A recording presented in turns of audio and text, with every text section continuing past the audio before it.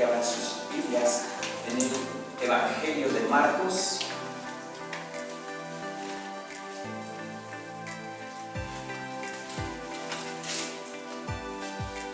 Evangelio de Marcos capítulo 5, versículo 21.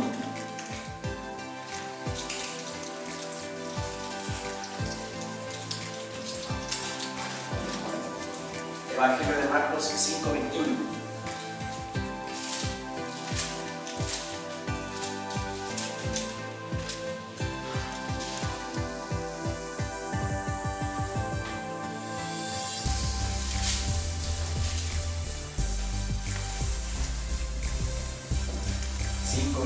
Hermanos, dice nuestro Señor en su sagrada palabra: pasando otra vez Jesús en una barca a la otra orilla, se reunió alrededor de él una gran multitud, y él estaba junto al mar. Y vino uno de los principales de la sinagoga, llamado Jairo, y luego que le vio, se postró a sus pies y le rogaba mucho, diciendo: mi hija está agonizando, ven y pon las manos sobre ella para que sea salva y vivirá.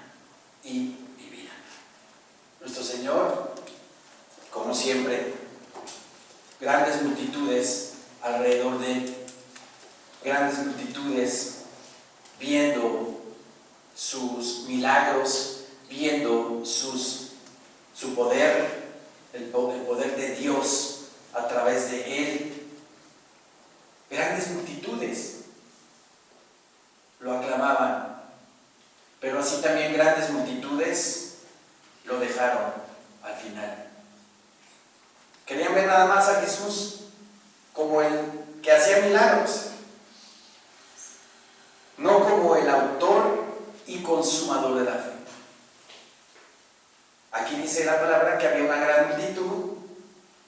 Él estaba junto al mar y viene un principal, dice la palabra, principal de la sinagoga, o sea, alguien de una jerarquía importante dentro de la gente farisea, que se llamaba Jairo. Versículo 22 dice: y vino uno de los principales de la sinagoga llamado Jairo, y luego que le vio, se postró a sus pies. Un fariseo llega y se postra ante el Señor. Es raro que un fariseo hubiese hecho eso, pero sí hubo algunos que sí creyeron en Jesús. Nicodemo fue uno de ellos. Nicodemo. José de Arimatea también, otro noble que creyó en Jesús. Jairo, dice la palabra que se postró a los pies del Señor y le rogaba mucho, diciendo: mi hija está agonizando. Le rogaba mucho. Qué actitud de Jairo. Qué actitud de él hacia el Señor. Nosotros, hermanos, a las primeras de cambio, cuando estamos orando y pidiéndole al Señor algo y no nos lo cumple, ahí dejamos el ruego, ahí dejamos la oración, o seguimos orando. Sí, debemos de seguir orando, persistiendo en la oración, ¿sí? Persistiendo en la oración y en actitud de ruego, en actitud de humillación ante él. Aquí dice que Jairo le rogaba, no le pidió por favor, no le dijo: oye, si puedes, oiga, puede ir a casa de mi hija, está muriendo. No, le rogaba, dice, le rogaba y mucho. Esa es la actitud que todo cristiano debe de tomar ante nuestro Señor Todopoderoso. Porque nada más y simplemente Él dio la vida por cada uno de nosotros. Simplemente porque Él pagó el precio de mis pecados y me hizo libre, me hice salvo por su palabra bendita. actitud debo de tomar ante eso? El viernes estuve compartiendo la palabra con una hermana y me decía, es que el Señor, a pesar de todo lo que estamos pasando, a pesar de todo lo que estamos viviendo, el Señor no me ha dejado, me ha sostenido. He podido alimentar a mi familia, a mis hijos. Nunca me ha faltado, no me ha faltado. Yo pensé que me iba a faltar, pero el Señor no me dejó y siempre he tenido que comer, y mis hijos también. Y yo le dije, ¿cómo pagamos al Señor eso? ¿Cómo le pagamos? ¿Qué debemos hacer ante esa respuesta de Dios en nuestra vida de que ahí está conmigo, ahí está siempre, no me deja? Rindiéndole nuestra vida completamente, toda completa, no a medias tintas, completamente rendidos a los pies del Señor. Si estamos viendo milagros en nuestra vida, si estamos viendo que el Señor está ahí, su mano bendita, ayudándonos en todo, pues ¿con qué le pago? Me dice, bueno, pues con tu vida, entrega de tu vida, entrega de todo tu corazón al Señor.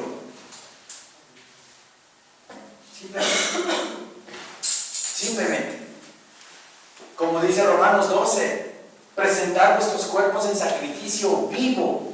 Este es un sacrificio vivo. Y presentarlo diario ante Él. Te ofrezco este templo, este tabernáculo es tuyo. Te ofrezco este templo en sacrificio vivo a ti. Entrego mi yo a ti, Señor. Te entrego mi yo. Te entrego mi orgullo, te entrego mi vanidad, te entrego mi ego, te entrego todo lo que yo soy. Y tú tomas la rienda de mi vida el día de hoy.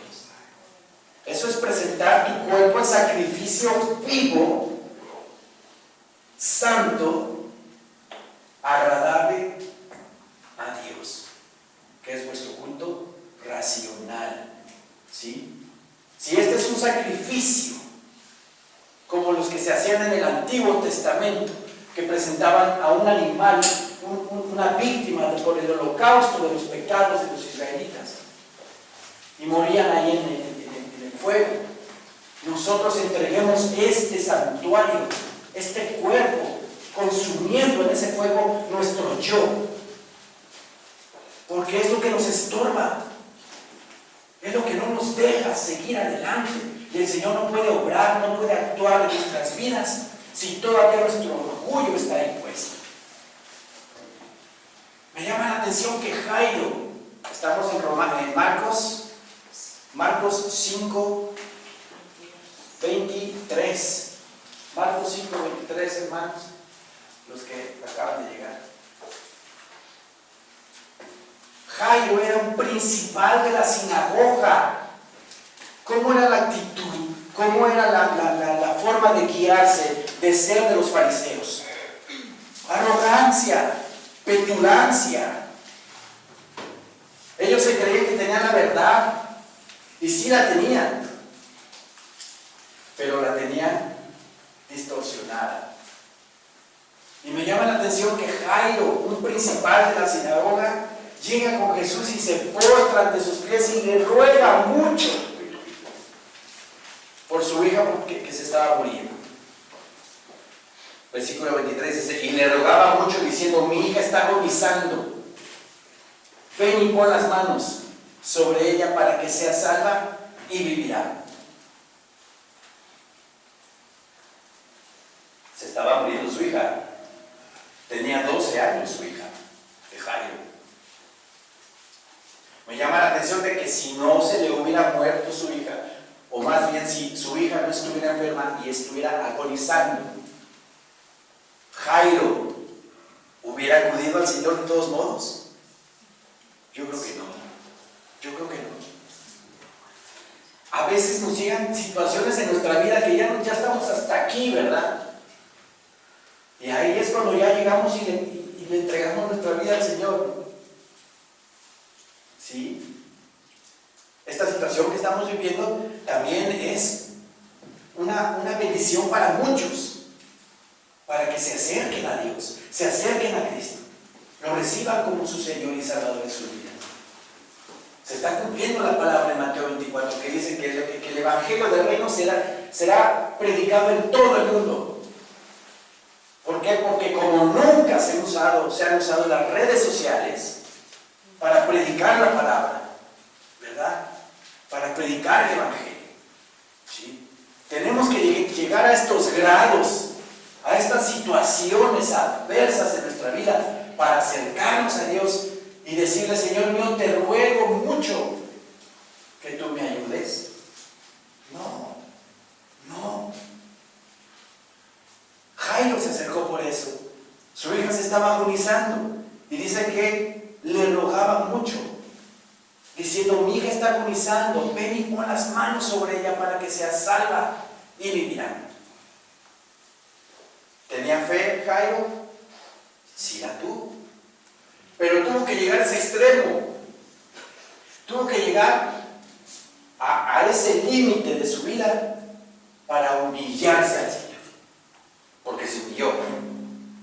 Dijo, le rogó, se postró ante él y le rogó: Señor mío, mi hija está agonizando, ven a verla, Padre, ven a verla, ponle la mano y ella va a sanar. Imagínense la desesperación de ese hombre. ¿Acaso tenemos que llegar a esos límites de nuestra vida?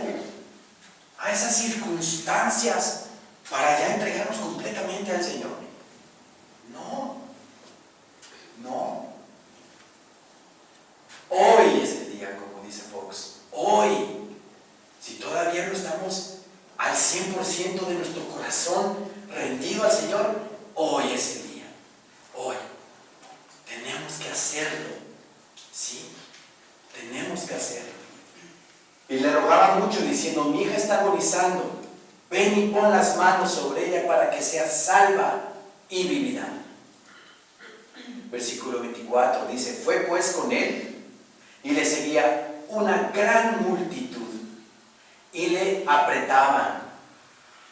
Pero una mujer que desde hacía 12 años padecía de flujo de sangre y había sufrido mucho de muchos médicos y gastado todo lo que tenía y nada había aprovechado, antes le iba peor, cuando oyó hablar de Jesús, vino por detrás entre la multitud y le tocó su manto. Había gastado esta señora, esta mujer, todo su dinero en doctores. Estaba estudiando el mensaje y en esos tiempos del Medio Oriente se acostumbraba no ir con tu médico de cabecera. Se acostumbraba ir con varios doctores y probar lo que todos los doctores te daban para mejorar. Pero muchas veces esos doctores no hacían bien su trabajo y nada más sacaban dinero para, pues ya saben, lucrar y tener cautiva a la paciente o al paciente, que siguiera regresando, y si este remedio no te funciona, toma pero era nada más puro sacar dinero. ¿Sí? Algo parecido con la realidad puede ser coincidencia, ¿verdad? Pero aquí la palabra dice que esta mujer había sufrido mucho de muchos médicos, gastado todo lo que tenía y nada había aprovechado, antes le iba peor. Cuando oyó hablar de Jesús, vino por detrás entre la multitud y tocó su manto. Porque decía: si tocare tan solamente su manto, seré salva. ¿Tenía fe la mujer? Tenía fe. Imagínense, 12 años, enferma del flujo de sangre. Estaba en bancarrota, no tenía dinero. Y escuchó que Jesús iba para casa de Jairo a sanar a la hija de Jairo. Y aprovechó y dijo: yo voy. Y había una gran multitud. Imagínense una mujer, no sé de qué edad pudiera simple hecho de que estaba enferma, pues estaba débil, sin fuerzas. No le importó la multitud. Y ella, con la fe puesta en Jesús, ella se metió entre la gente, entre los hombres, entre las mujeres, con toda esa debilidad. Y llegó y alcanzó a tocar el manto del Señor Jesús. Sí. Esa es fe. Esa es fe. Me acuerdo de este hombre, jefe de publicanos, bajito, se me olvidó el nombre, ¿quién me puede ayudar? Zaqueo. Igual mi Señor Jesucristo iba con la multitud y Zaqueo estaba chaparrito y no podía alcanzar a ver al Señor. Y Zaqueo no le importó y se subió, dice la palabra, se subió por un árbol sicómoro, se trepó y vio al Señor Jesús ya desde arriba. Y mi Señor Jesucristo lo ve y le dice: Zaqueo, Zaqueo, hoy voy a comer contigo en tu casa. ¿Tuvo fe Zaqueo? Sí la tuvo. No le importó la multitud y que no podía ver. No, él se las arregló, se subió por el árbol y vio al Señor Jesús. Esa fe debemos de tener nosotros. Esa fe debemos de tener. Que si se me descompuso el carro y no tengo con qué irme al templo, pues no voy. O que si está lloviendo y es lunes de instituto y está cayendo un aguacero, no voy. O que si me duele la cabeza, o que si me duele el dedo, no voy. No, hermanos, esa no es la actitud. Al Señor le agrada que, aunque haya situaciones adversas, yo tengo que ir a la iglesia, tengo que ir y congregarme, tengo que escuchar la palabra de Dios. Y no por cualquier cosita que nos pase, ya no vengamos a la iglesia. A Zaqueo no le importó, él agarró y se trepó al árbol. Quería ver al Salvador. Y ese día fue justificado Zaqueo. El Señor le tocó su corazón y como Zaqueo era jefe de publicanos, cobrador de impuestos, jefe de cobradores de impuestos, pues era pecador, porque le robaba a la gente. Y le dijo al Señor: Señor, si a alguien le he debido dinero, yo se lo pago, y se lo pago cuádruple. El Señor tocó el corazón de Zaqueo, y Zaqueo se rindió ante el Señor. Esta mujer de flujo de sangre, que no le importó la multitud y vio una gran gente ahí, y ella enferma, débil por su enfermedad, 12 años. Y no le importó los apretujones y empezó a subir posiciones hasta que llegó con el Señor Jesús y le tocó su manto. ¿Qué creen que pasó? Versículo 25. Pero una mujer que desde hacía 12 años padecía de flujo de sangre y había sufrido mucho de muchos médicos y gastado todo lo que tenía y nada había aprovechado, antes le iba peor, cuando oyó hablar de Jesús, vino por detrás entre la multitud y tocó su manto, porque decía: si tocare tan solamente su manto, seré salva. La fe de esta mujer, tan solo tocar su bordón, su ropa, seré salva. Y enseguida la fuente de su sangre se secó y sintió en el cuerpo que estaba sana de aquel azote. bendición! ¡Qué maravilla de esta mujer! ¿Sí? La fe de ella, la fe que tuvo, la intrepidez para alcanzar al Salvador, no importándole si estaba enferma, no importándole que estuviera así. Yo me acuerdo hace algunos años, muchos, y todo es para la gloria de Dios, así lo comento. Yo estuve enfermo de salmonelosis un fin de semana y estaba muy mal, tenía temperatura, muy débil. Y yo le dije a mi mamá, no me importa, yo así voy a la iglesia. No me importa que esté yo encamado con salmonela. Yo voy a la iglesia. Y ese día fui. ¿Qué creen que pasó? Me sentí mejor. Me sentí mejor. La palabra de Dios te sana. Tu alma, tu corazón y físicamente también. Al Señor le agrada la actitud que tenemos ante Él, la fe que tenemos. Y lo comento como ejemplo para la gloria de Dios. Que aunque estemos en las peores circunstancias, es domingo, me toca llenar mi pila espiritual. ¿Sí? Dice la palabra, versículo 29. Y enseguida la fuente de su sangre se secó y sintió en el cuerpo que estaba sana de aquel azote.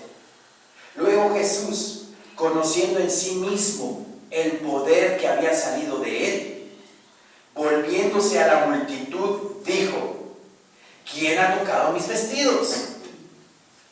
Imagínense al Señor Jesús diciendo: ¿quién me ha tocado mis vestidos? En otro evangelio, ¿sí?, Pedro dice: Señor, pero ¿cómo dices que quién te tocó tus vestidos si vienes todo apachurrado, todo apretujado? Pues una multitud lo seguía. Y aquí mismo lo dice. Sus discípulos le dijeron: ¿ves que la multitud te aprieta y dices: ¿quién me ha tocado? ¿Quién me ha tocado? Pero más que nada el Señor dio esa exclamación para sacar a la mujer de la multitud, para evidenciarla delante de todos y que fuera testigo de su fe. Por eso dijo el Señor, pues el Señor lo sabía, obviamente, pero lo dijo para sacar a la mujer de entre la multitud. ¿Sí? Sus discípulos le dijeron: ¿ves que la multitud te aprieta y dices: ¿quién me ha tocado? Pero él miraba alrededor para ver quién había hecho esto. Entonces la mujer, temiendo y temblando, sabiendo lo que en ella había sido hecho, vino y se postró delante de él y le dijo toda la verdad. Le dijo toda la verdad. Hermoso. Cuando el Señor toca nuestras vidas, cuando el Señor toca nuestros corazones, estamos ya totalmente rendidos a Él, entregados a Él, viviendo para Él, sirviéndole a Él, porque es nuestro esposo, ¿verdad? Es nuestro prometido, Él va a venir por nosotros, ya somos la desposada, Él viene por nosotros. Entonces nos rendimos ante Él, nos arrodillamos ante Él, nos humillamos ante Él. Entonces la mujer, temiendo y temblando, sabiendo lo que en ella había sido hecho, ella obviamente se dio cuenta, ¿verdad?, que ya había sido sana. Vino, dice, y se postró delante de él. Se postró adorándolo, ¿verdad?, adorándolo. Y le dijo toda la verdad. Y él dijo: hija, tu fe te ha ha salvado, te ha hecho salvo. Ve en paz y queda sana de tu azote. 12 años. 12 años de sufrimiento, de enfermedad, de angustia. Hasta quedó pobre, porque dice que hasta todo lo que tenía lo gastó en doctores. Y de repente el Señor nos libera, nos sana, nos libera física y espiritualmente de muchas cosas. ¿Sí? Nos sana y nos libera de tanta cosa en nuestra vida de la cual hemos ofendido al Señor. Y de repente sientes esa libertad, y de repente sientes ese amor, ese gozo, esa paz que el Señor te da, y dices: Señor, ¿cómo me fui a perder todo esto que tú me das, que tú me ofreces, por tanta inmundicia? Y quedamos libres de nuestros azotes espirituales. ¿Sí? Y él le dijo: hija, tu fe te ha hecho salva, ve en paz y queda sana de tu azote. Queda sana de tu azote. ¿Sí? Pero me llama la atención que el Señor le dijo: tu fe te ha salvado. Tu fe. ¿Qué es lo que vence al mundo, hermanos? ¿Qué es lo que vence al mundo? Nuestra fe. Nuestra fe vence al mundo. Vamos a 1 de Juan capítulo 5, por favor.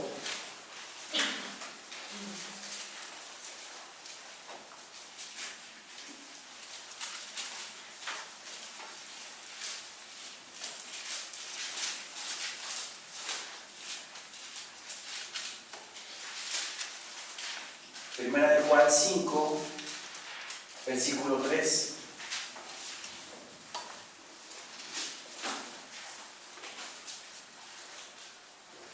Amén, hermanos. Amén. Leamos desde el primer versículo. Todo aquel que cree que Jesús es el Cristo es nacido de Dios. Y todo aquel que ama al que engendró, ama también al que ha sido engendrado por él. En esto conocemos que amamos a los hijos de Dios, cuando amamos a Dios y guardamos sus mandamientos. Pues este es el amor a Dios, que guardemos sus mandamientos. Y sus mandamientos no son gravosos. Si guardamos sus mandamientos, ¿verdad?, quiere decir que amamos a Dios. Si no los amamos, si no guardamos los mandamientos, por más que digamos que amamos a Dios, no lo amamos, porque no guardamos sus mandamientos. ¿Sí? Cuando el amor de Dios está en el creyente, y el creyente cada vez experimenta el amor de Dios en su vida, en su corazón, y cada vez ves en tu vida palpar tantas bendiciones que el Señor te ha dado, tantas cosas y beneficios que el Señor te ha brindado en tu vida, te entregas completamente. Te das cuenta que lo que quiere Dios para ti es lo mejor. Entonces te enamoras de Dios, te enamoras del Señor. Es un amor entrañable que no se puede explicar. Pero es tan grande, tan intenso, tan hermoso, que ya no lo sueltas. Es como cuando te enamoras de tu novia, la primera novia que tuviste, el primer novio que tuviste. Todo el tiempo hablando por teléfono, todo el tiempo escribiéndole cartitas, quieres agradarle en todo, le compras regalitos, le compras cosas, quieres quedar bien con él o con ella. Así es el amor con Dios. Así es el amor de Dios. No quieres separarte de su palabra, quieres estar todo el tiempo escudriñándola, estar cantando alabanzas, estar levantando manos santas sin ira ni contienda. Es agradarme en todo. No querer ofenderlo, no tratar de no ofenderlo, tiempo buscando su rostro, todo el tiempo. Es un enamoramiento tan especial, tan hermoso, y cada vez se va intensificando más, que ya no lo puedes dejar, que ya no lo dejas, Conforme vayamos creciendo y ese amor vaya brotando más y más y más en nuestras vidas, vamos a ir guardando cada vez más sus mandamientos. Y vamos nosotros a vivir en plenitud total. Porque el Señor nos lo dice, Juan 10:10 dice que el enemigo no vino sino para robar, matar y destruir. Yo vengo para que tengan vida y la tengan en abundancia. Una vida plena aquí en la tierra, experimentando el reino de Dios. Una vida plena, llena de gozo y paz en nuestros corazones. Eso es lo que quiere Dios y lo que quiere Jesús, ¿sí? Tal vez recibamos a Cristo como nuestro Señor y Salvador y ya somos salvos, pero no estamos experimentando la vida plena que el Señor quiere para nosotros. Y vivimos afanados, y vivimos turbados, y vivimos con preocupaciones, vivimos todavía anclados. El Señor quiere todo lo contrario. La verdad nos hará libres y nos hace libres. Y cuando ya nos dejamos de ver lo que piensa el mundo de nosotros, cuando dejamos de preocuparnos porque la gente habla de mí y por tantas cosas que este mundo tiene, seremos verdaderamente libres, ¿sí? Es hermoso el amor de Dios en el creyente. En esto conocemos que amamos a los hijos de Dios, cuando amamos a Dios y guardamos sus mandamientos. Cuando amemos a Dios, guardamos sus mandamientos, entonces entre toda la congregación va a haber un amor especial. Mi Señor Jesucristo les dice a sus apóstoles: en esto conoceréis que sois mis discípulos, en que os améis los unos a los otros. La gente de afuera, cuando vea una congregación completamente llena de amor, entregada entre ellos, amor fraternal, amor de hermanos, se van a dar cuenta: oye, verdaderamente Cristo vive en esa iglesia. Cristo está en los corazones de sus hermanos, ¿sí? Cuando haya ese amor completo, sin prejuicios, sin envidias, sin críticas, sin chismes, pleno, total, ¿sí? Pues este es el amor a Dios, versículo 3, que guardemos sus mandamientos, y sus mandamientos no son gravosos, porque todo lo que es nacido de Dios vence al mundo. Todo lo que es nacido de Dios vence al mundo. Y esta es la victoria que ha vencido al mundo: nuestra fe. Amén, amén, amén. Nuestra fe es la que vence al mundo. Amén. Yo se los digo y se los digo y se los vuelvo a decir. A mí me da mucho gusto que esta iglesia, desde el principio de esta pandemia, haya respondido como respondió al llamado de seguirnos congregando. Jamás me quedé yo solo aquí predicando. Y ya me había traído mi espejo para yo verme ahí, pues al menos ahí estoy, predicándome a mí mismo, ¿no? Jamás me quedé solo. Esa es la fe, de verdad, esa es la fe. La fe que vence al mundo. ¿Cuántas iglesias siguen esclavizadas? ¿Cuántas iglesias siguen con miedo? ¿Cuántas iglesias siguen con temor de no congregarse? No están venciendo al mundo. Pero la fe de la iglesia Maranata vence al mundo. Amén. Nuestra fe. Y no es porque nos creamos supermanes, ni porque nos creamos inmunes, ni porque nos creamos... No. Porque dependemos totalmente de Dios y sabemos que el Señor nos cuida. Amén. Si no nos estamos haciendo los heroicos, no. Simplemente le creemos a la palabra y si aquí dice que el Señor me va a librar de la peste destructora, el Señor me va a librar de la peste destructora. Amén. Pero siempre y cuando, hay una condicional, habite al abrigo del Altísimo. Si yo habito al abrigo del Altísimo, la sombra del Omnipotente me va a cubrir y me va a ayudar y me va a cuidar. Amén. Porque apenas esto es el comienzo, esto es un juego de niños, yo ya se los dije. Y Maranata está enseñada en eso. Esto es un juego de niños. Van a venir más pestes. Pero estas sí vienen de parte de Dios. Estas sí vienen de parte de Dios. En Apocalipsis, capítulo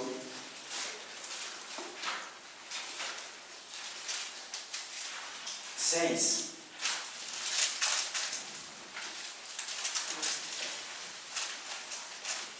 Apocalipsis 6:8.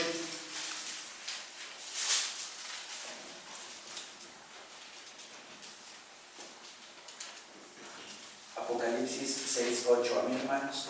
Amén.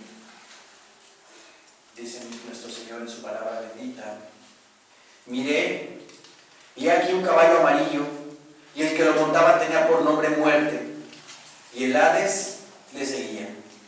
Y le fue dada potestad sobre la cuarta parte de la tierra para matar con espada, con hambre, con mortandad y con las fieras de la tierra. ¿Sí? Aquí cuando habla la palabra de mortandad, está hablando de epidemias, de pestes. En la Biblia, Nueva Traducción Viviente, este versículo dice así: levanté la vista y vi un caballo de color verde pálido. El jinete se llamaba Muerte y su compañero era la Tumba. A estos dos se les dio autoridad sobre una cuarta parte de la tierra para matar con espada, con hambre y con enfermedad y con animales salvajes. ¿Sí? ¿Por qué con animales salvajes? Porque los animales salvajes son los que están mutando los virus y los están luego pasando a la gente. ¿Sí? Ya hemos hecho aquí estudios sobre cuánto es la cuarta parte de la tierra. ¿Sí? Ahora yo hice un estudio donde nos dice la palabra en el libro de Job que Dios tiene reservados granizos y vinos congelados para los tiempos postreros. En Job 38,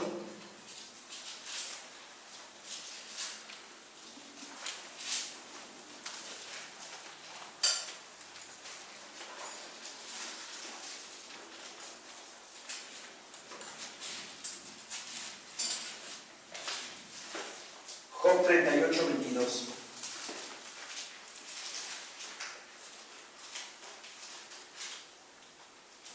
Versículo 22.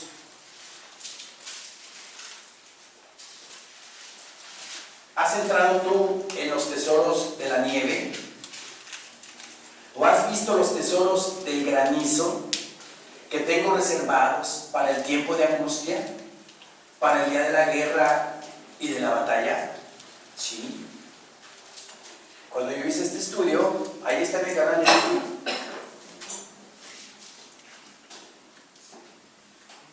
puse en el estudio científicos de Alemania y de Inglaterra descubren virus congelados en los polos, el polo norte y el polo sur, de 15.000 años de antigüedad. Entonces se están derritiendo las capas polares de la Tierra, que al derretirse las capas polares de la Tierra, esos virus también van a salir. eso yo digo que son 35 tipos de virus que van a soltarse. Con todo mi corazón se los digo, no es para que tengamos miedo, sino para que la fe que tenemos ahorita, ¿verdad?, vence esas cosas. Cuidarnos, claro, protegernos, claro, pero no vivir esclavizado al miedo. ¿Sí? Llevamos 5 o 6 meses reuniéndonos y gracias a mi Señor Dios bendito, nadie de la iglesia se ha contagiado. Amén. Amén. Y es por fe. Es por fe. Como ya se los dijimos, si habitamos al abrigo del Altísimo, vamos a morar bajo la sombra del Omnipotente. Pero de verdad habitar, ¿verdad? Habitar al abrigo del Altísimo. No decir soy cristiano, pero pues ustedes ya saben, ¿no? Entregarse completamente a Dios. Eso es habitar al abrigo del Altísimo y morar bajo su sombra. Entonces, regresando a lo que decía primera de Juan capítulo 4, ¿qué es lo que vence al mundo? Pues nuestra fe es lo que vence al mundo. ¿Sí? Nuestra fe va a vencer al mundo. Porque el mundo te va a decir una cosa, pero la fe en el Señor Jesucristo nos va a decir otra. ¿Sí? El pastor John MacArthur en Estados Unidos, él también no cerró la iglesia. Y allá son 2000. Y se congregaban los 2000. Y no les pasó nada. Pero no es egoísmo y yo, no. Es temor y reverencia a nuestro Señor Dios. El gobernador de California lo iba a meter a la cárcel. Porque California es un estado liberal. Los liberales en Estados Unidos no quieren que las iglesias se abran. Ustedes ya saben por qué, ¿verdad? Entonces, John MacArthur dijo, yo voy a abrir. Como yo de broma un día yo les digo, pues me llevan mi torta, ¿no? Pues le llevaron su torta a John MacArthur. Pero ¿qué creen que pasó? Ganó el juicio. John MacArthur ganó el juicio. Porque hay una enmienda. La segunda enmienda, creo que en Estados Unidos, dice que la gente tiene derecho a congregarse. A congregarse. Pase lo que pase. Y con esa enmienda, John MacArthur le ganó al juez. ¿Y vean? Se sigue congregando John MacArthur. ¿No? Dice la palabra del Señor, es necesario obedecer a Dios antes que a los hombres. Hebreos 10 dice que no dejéis de congregaros como algunos tienen por costumbre, y más cuando veáis que ese día se acerca.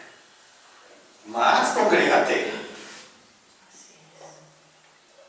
Entonces, ¿qué quiere Satanás? Pues que no te congregues para que pierdas tu alma. Por eso el Señor nos dice en Hebreos 10, congrégate, y más cuando veáis que ese día ya viene, congrégate más. Entonces, ¿qué es lo que vence al mundo? Nuestra fe. El mundo dice una cosa y Dios dice otra. Regresemos a Marcos, por favor.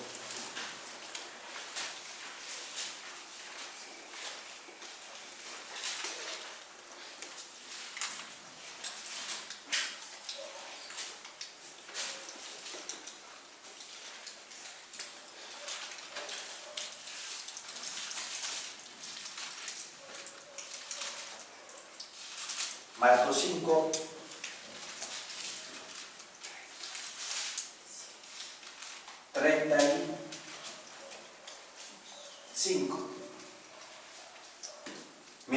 aún hablaba, vinieron de casa del principal de la sinagoga diciendo: tu hija ha muerto, ¿para qué molestas más al maestro? Fíjense la escena.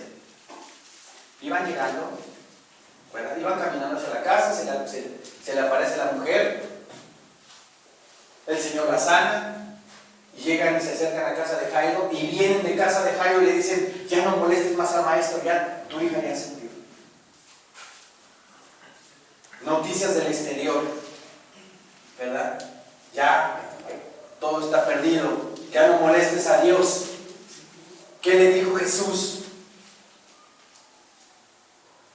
Pero Jesús, luego que oyó lo que se decía, dijo al principal de la sinagoga: no temas, cree solamente. Amén. Amén. Cree solamente. No temas. No temas de las noticias que te están dando allá afuera. No temas. Y otra vez lo vuelvo a decir. Pedro, cuando vio a mi Señor Jesucristo, ¿verdad?, bajándose de la barca y caminando en el agua, pero viendo a Jesús, se mantenía caminando hacia él. Pero empezaron a moverse las olas, la tormenta empezó a agitarse y descuidó la mirada en Jesús y se empezó a fijar en lo que dicen las olas, ¿verdad? Le dio miedo y se hundió. ¿Pero qué hizo Jesús? De todos modos lo sacó. No le dijo Jesús: ahora ahí te ahogas, Pedrito. Ahí te ahogas ya. No, ¿verdad? No. Lo agarra. ¿Y qué le dice? ¿Por qué dudaste, hombre de poca fe? ¿Por qué dudaste? ¿Sí me explico lo que trato de decir? No nos fijemos lo que nos vienen a decir. Puestos los ojos en Jesús, el autor y consumador de la fe. Le vinieron a decir a Jairo: Jairo, ya no molestes al maestro, ya se murió tu hija. Imagínense Jairo. No puede ser, Señor. Y le dice el Señor: pero Jesús, luego que oyó lo que se decía, dijo al principal de la sinagoga: no temas, cree solamente. En Lucas 8:50, este mismo pasaje dice: y ella será salva. Cree solamente y ella será salva. Así lo dice Lucas. ¿Se dan cuenta el Señor lo que dice? No te preocupes, no, cree solamente, cree en mí, y ella será salva.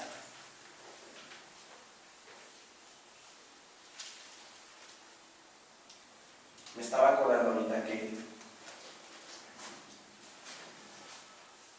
el testimonio de nuestra hermana María Dolores con su marido, que ella tenía antecedentes de fibrosis pulmonar de 3 años atrás y se contagia con este virus, y el Señor lo salvó. El día que ella se iba a morir, que vio ese abismo hacia abajo negro, al mismo tiempo la hermana María Dolores siente aquí que le tocan y le dicen: ponte a orar por tu marido. Y se pone a orar toda la noche al pie de la recámara de su esposo. Y al otro día amanece bien su esposo y platican lo sucedido. Bendito sea el Señor. Quiero agregar a la historia, porque esto ya lo sabemos, que después de que él ya ha salido adelante. Fueron al doctor para ver lo de sus pulmones. ¿Y qué creen que pasó? Ya no tiene fibrosis pulmonar. Amén. Bendito sea el Señor. Hay que creerle nada más. No decir, sí, es que mi fe dice esto, mi fe. No. La fe en el Señor es completa y entregada completamente. Amén. Ya no tiene fibrosis. Y había sufrido 3 años con fibrosis. Le da el virus y era para que luego vaya. El Señor lo levanta. Y luego van al ver al doctor y le dicen, no, pues es que ya no tienes fibrosis pulmonar. Cuenta la hermana que el doctor se quedó así, ¿cómo? Vean las maravillas de Dios. Vean los milagros de Dios en esta iglesia. Amén. También cuenta la hermana María Dolores que el día que se contagia, porque se contagió también su cuñado, el hermano de su esposo se contagió también de esto. Y ese mismo día, que no sabía su cuñado que tenía esto, el cuñado andaba manejando la camioneta, una camioneta para hacer unas entregas, y esa misma camioneta, ese mismo día, en la tarde, la hermana María Dolores la manejó. Y no le pasó nada. Amén. Bendito sea el Señor. Si es cosa de creerle con todo nuestro corazón. Creerle. Sí, Señor mío. Es la fe. La fe en el Señor. Y la entrega. Porque puedo decir que yo tengo fe, pero no estoy entregado. No, la fe. Entregado al Señor. Y me acordé porque le dice el Señor a Jairo, cree, no temas, cree solamente. Y no permitió que le siguiese nadie, sino Pedro, Jacobo y Juan, hermano de Jacobo. Y vino a casa del principal de la sinagoga y vio el alboroto y a los que lloraban y lamentaban mucho. Y entrando les dijo, ¿por qué alborotáis y lloráis? La niña no está muerta, sino duerme. ¿Qué creen que pasó ahí? Pues la gente se empezó a reír. La gente se empezó a burlar del Señor. ¿Cómo crees? ¿Cómo crees? Si ya nos dijeron que ya está muerta. No. ¿Cómo crees que Jesucristo va a venir por la iglesia y vamos a desaparecer en un abrir y cerrar de ojos? No, tú estás mal de la cabeza. Primera de Corintios 1 nos dice así. Primera de Corintios 1:18.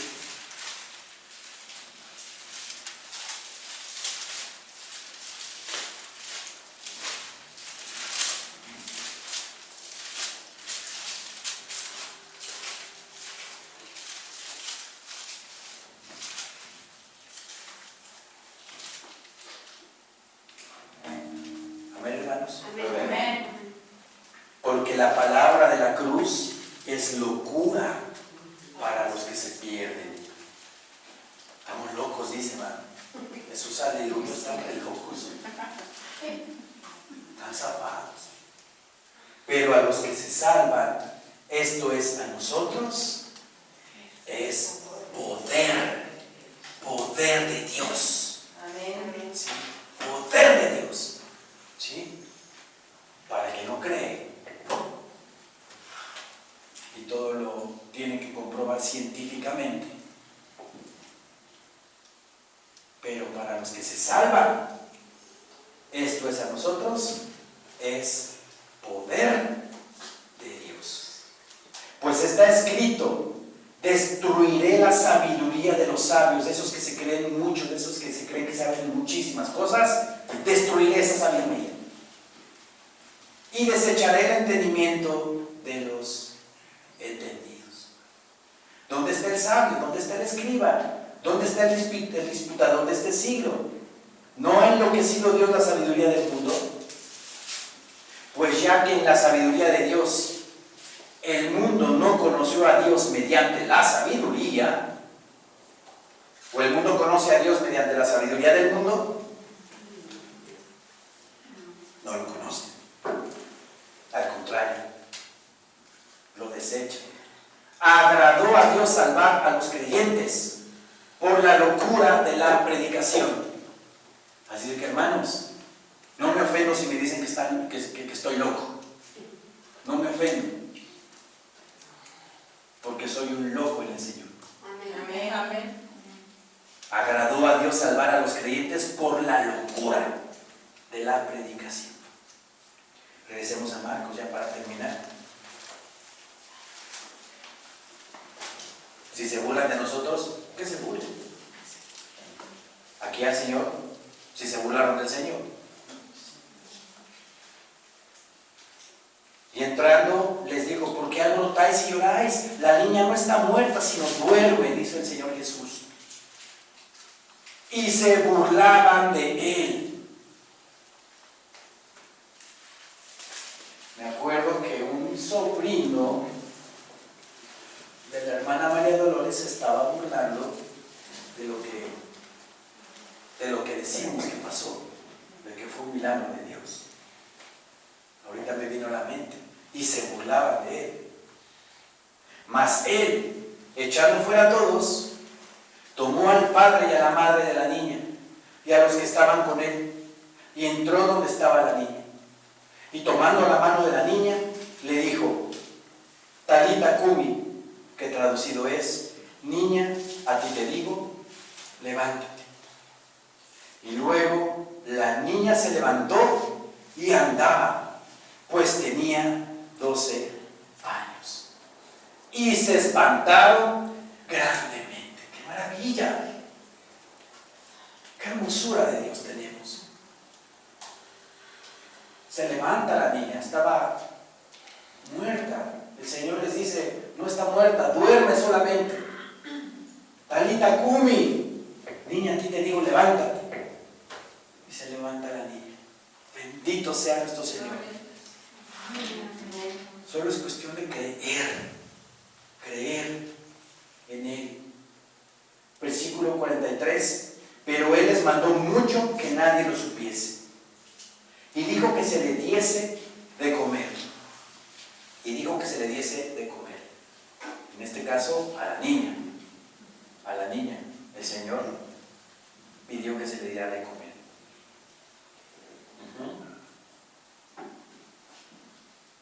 Entonces, vemos aquí dos ejemplos, dos historias de fe.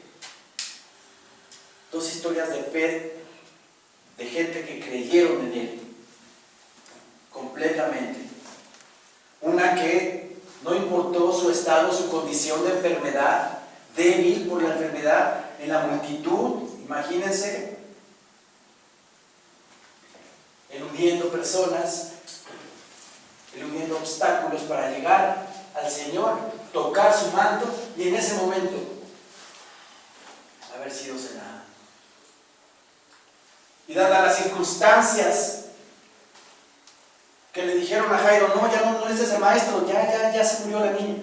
No rendirnos en nuestra fe, no claudicar, creer en el Señor, creer en Él, no ver el exterior, no ver lo que dicen, no ver lo que dicen afuera, creer en el Señor con todo nuestro corazón, que Él nos va a proteger. Está escrito, y no nada más el Salmo 91, el Salmo 23, y muchos salmos hablan de eso. Y toda la palabra habla de protección, pero al que verdaderamente confía y vive en Él. ¿Sí? Apocalipsis 3 dice: por cuanto has guardado la palabra de mi paciencia, yo también te guardaré de la hora de la prueba que ha de venir sobre el mundo entero. Pero ¿qué tenemos que hacer? Alimentar nuestra fe, alimentarla, porque nuestra fe vence al mundo.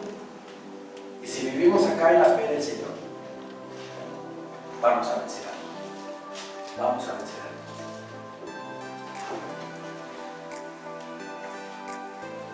Como les dije, vienen más vivos. Ya lo sabíamos, ya se ha predicado aquí. Pero no lo digo para espantar, sino para prepararnos mentalmente y espiritualmente. Espiritualmente el Señor nos da la fortaleza para seguir adelante y no temerle al virus. Porque el que le teme al virus no le teme a Dios. Es mejor temer a Dios